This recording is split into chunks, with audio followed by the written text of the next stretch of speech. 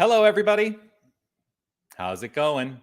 It is Friday, the 22nd of July in the year 2022. It is 11:30 a.m. right here in Tucson, Arizona.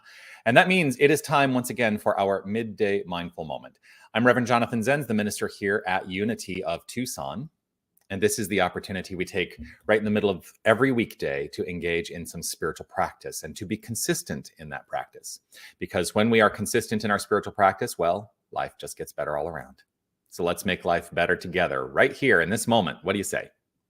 Whether you're watching live or on the replay, I would love for you to post a comment and let me know that you are here. It is Friday, so I have pre-recorded this, so I will not be able to react to your live comments, but I do read them later. So please comment. Reach out, say hello, reach out and touch someone. That was a phone commercial from back in the day, right? Reach out and touch someone. I do want to offer this reminder, which is to say, of course, you are love, you are light, you are life, you are magnificent. Keep shining that light and sharing your magnificence with the world. It was entrusted to you for the purposes of your magnificent expression. So shine, shine, shine. So I was on a call earlier with my colleague, Reverend Steph St. Amand. Of course, as I talk about Steph, we do speak every Friday. And she and I were talking about the things we talk about. And I had mentioned that there was this book that had been given to me as a gift, and I had not read it yet. And I said, part of the reason that I haven't read it yet is because when I'm teaching classes and things like that, I'm involved with the readings that are part of the curriculum that I teach. And so I don't end up reading a lot of stuff outside of that curriculum. But I got this book as a gift some time ago. It's by Deepak Chopra with Gautam Chopra. And I'll tell you why it was a gift to me in just a moment. But it's the 7 spiritual laws of superheroes. The 7 spiritual laws of superheroes, harnessing our power to change the world. And the construct, I think, without having read it, of course, is that we can all be superheroes, spiritual superheroes, right? The reason that somebody gave this to me is because I like superheroes. I like Superman and I like comic books. And I mean, I'm not a fanatic. I didn't like go out and read every comic book there was, but I enjoy superheroes and superhero movies and superhero stories. And I think that there's a reason, because they basically end up being parables for life. And so this whole construct of this book is, it seems to say that we have the same capacities as superheroes. We just need to open up and allow our superpowers to come forth. Anyway, I opened it up randomly, as Friday is typically a random reading day. And here's the reading that I wanted to share with you from this book. Superheroes do not feel compassion when faced with adversity or someone who is suffering. I'm going to read that again. Superheroes do not feel compassion when faced with adversity or someone who is suffering. Now, doesn't that seem contrary to things that we teach? I mean, that's my comment. That's my commentary on that sentence. But he continues, and it will make sense. It will now make sense. They are compassion. 3 simple words. They are compassion. Superheroes do not feel compassion when faced with adversity or someone who is suffering. They are compassion. To most of us, love and compassion are temporary and highly personalized emotions dictated by a prevailing mood or circumstance. But eventually, the empathy fades away when that mood or circumstance changes. Not for superheroes. They perceive these qualities differently. They are in the permanent flow of love and compassion. They do not get swayed by the tide of emotionalism, by seeing poverty or extreme suffering, or by the euphoria of adulation and success. To superheroes, these are all impulses emerging out of a singular energy, the same energy that pulses inside of them. To know that energy to be absolute, yet filtered through the experience. They know that energy to be absolute, yet filtered through the experience, memory, and context of a single point of view. With this awareness, superheroes can experience deeply the same emotions as someone else, but react with wisdom, sobriety, and creativity.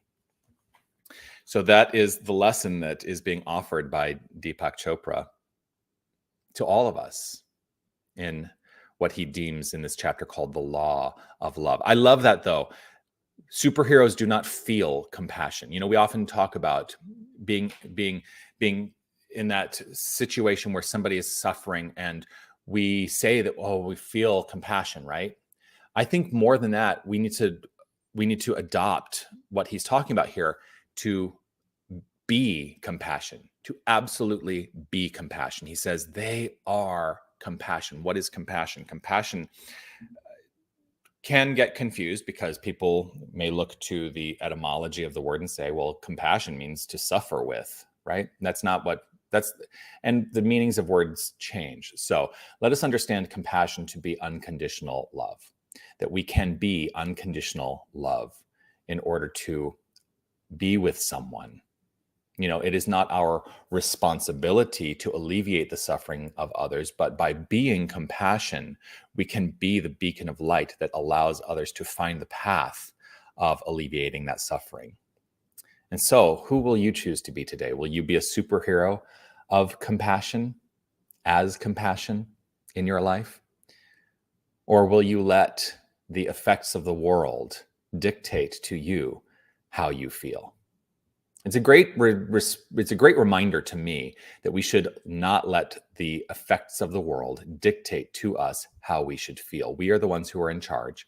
We are the ones who can make determinations about how we move forward and who we are as we move forward, and tap into that inner energy, that inner light, that inner life, which is God. You know, he doesn't use the word God in that. That inner energy is what we sometimes refer to as God. That creative impulse that is at the core of each and every one of us. That impulse is the impulse of high vibration. It is the impulse of joy. It is the impulse of light. And God's unfoldment is only ever in the direction of the constructive.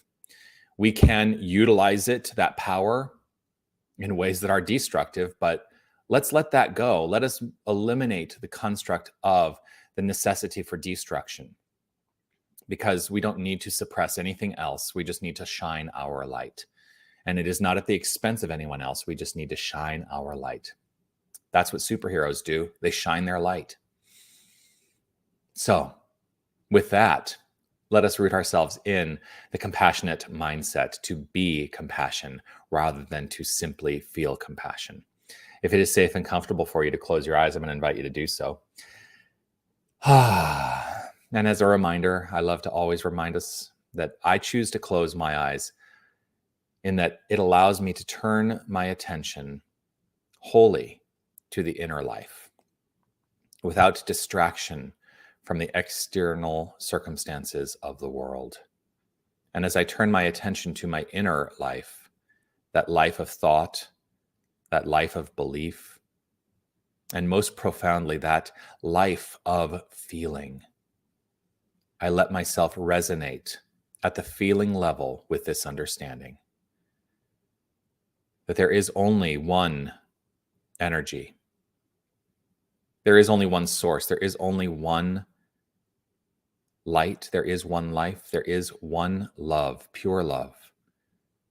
The creative energy and impulse of the universe that is the universe, for there can be no separation in the infinite. And so I know that this infinite creative energy is who and what we are, each and every one of us. There can be no separation. So we are the power. We are the light. We are the life. We are pure love. And I trust and know this as our identity, that our very nature is to unfold in magnificently loving, cooperative, joyful, harmonious, and compassionate ways, for we are harmony, love, joy, compassion. We are these things. We don't collect these things. This is the core of our beingness. It is nothing we need to grasp onto, to own, for there can be no ownership in the infinite. There is only the flow, the infinite, magnificent flow. And so I choose in this moment to allow the innate compassion at the core of my being to unfold itself in every activity, in every intention, in every action, and in every word. I relax into the unfoldment, recognizing myself as compassion, understanding everyone whom I encounter as compassion. I allow myself to take on the identity of a magnificent superhero. That superhero is the I am that I am. And we are each and every one of us superheroes. And so with gratitude overflowing, I simply allow it to be. I let it be so. I relax, release, trust, and know that this word spoken is acted upon and returns fully formed in expression because I have spoken it. I let it be so and affirm it by saying, and so it is.